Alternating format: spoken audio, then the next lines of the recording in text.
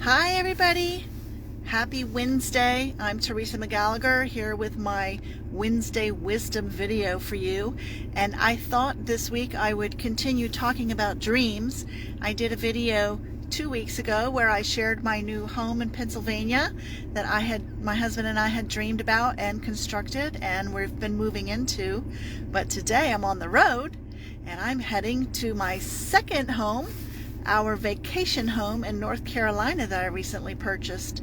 So that was also a dream that I held close to my heart for 30 or 40 years, because that house, it's a bungalow in an area where I used to vacation as a child with my grandparents, and I have fond memories of that area near the Outer Banks and being near the beach and being on the Sound and on the water.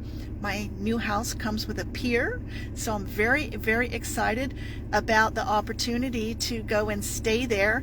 It's freezing cold up here and snowing where I am right now, but I'm heading south, hopefully to warmer weather, and I can sit in my living room and see the water out the window from my sofa.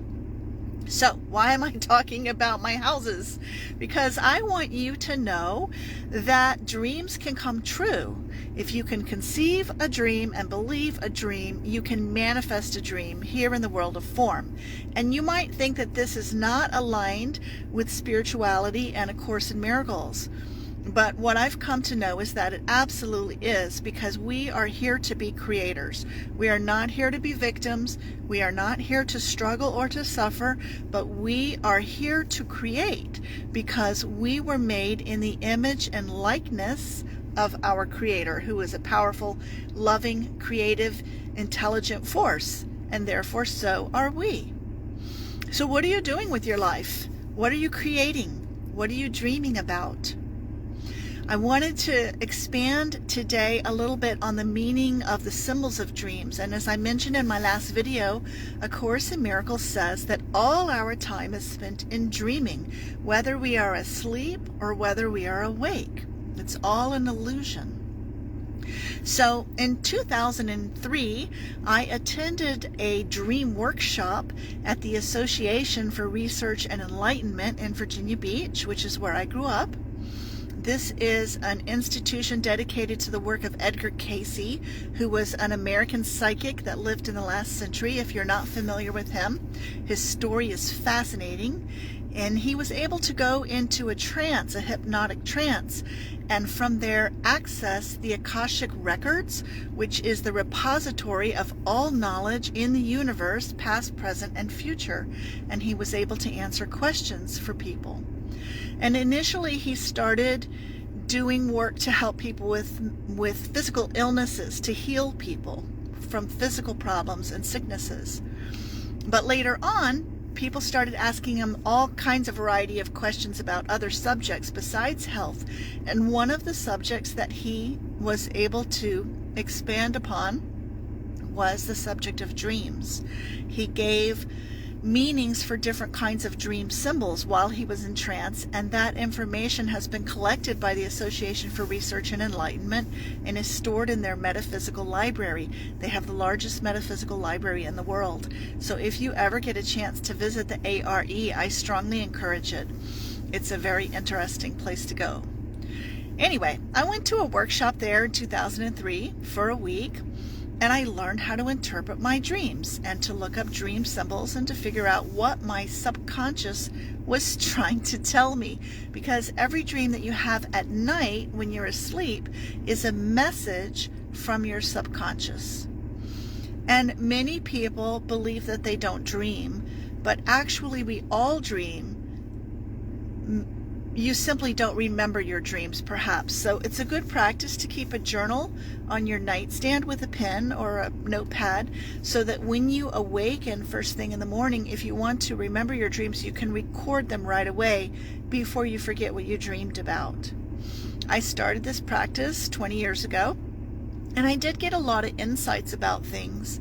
One of the things that I found is that we often repress feelings about certain things, and those feelings will come out in our dreams at night.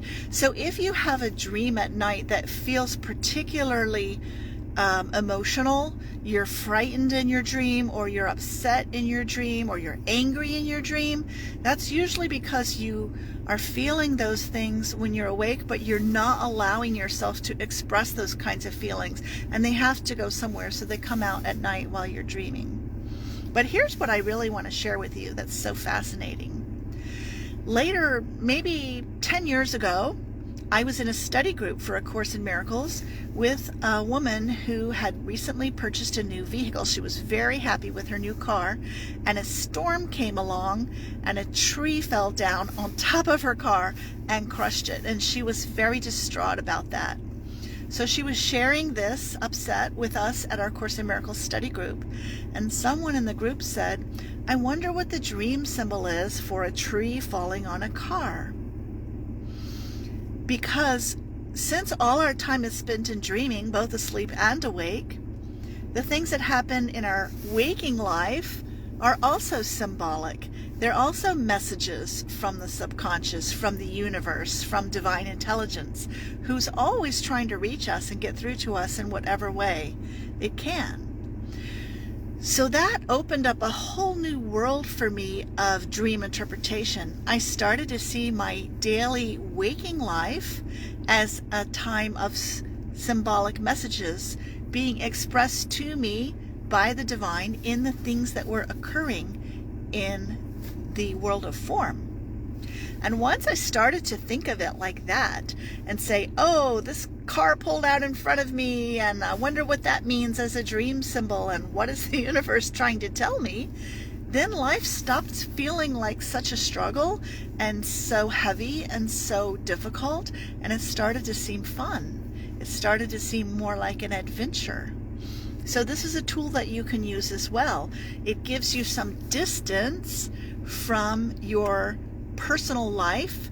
The personal life is the life of the ego, the life of the personality, which is not our true identity. Our true identity is one of spirit, is expansive, is unlimited. And so this is a way that you can get some distance from feeling like everything is personal and happening to you, and you can start to see that in actuality, everything is happening for you. Things are happening in the world to tell you something, to give you a message, so that you can become aware, more aware, and look at what is going on and learn something new. And when you learn the lesson that the universe is trying to teach you, you don't have to keep learning it over and over again. You learn it and you're done, and you can move on to the next thing. So what else? Waking dreams, sleeping dreams, it's all the same. It's all symbolic. It's all just a message from your subconscious, which is a message from the divine. And it's all for your benefit. None of it is against you. You are not a victim of this world. It is all for you, to help you and to show you which way to go.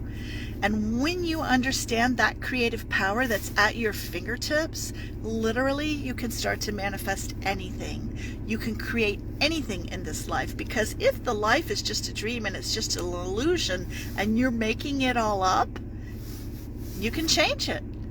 You can make something different up. You can have a different kind of experience here.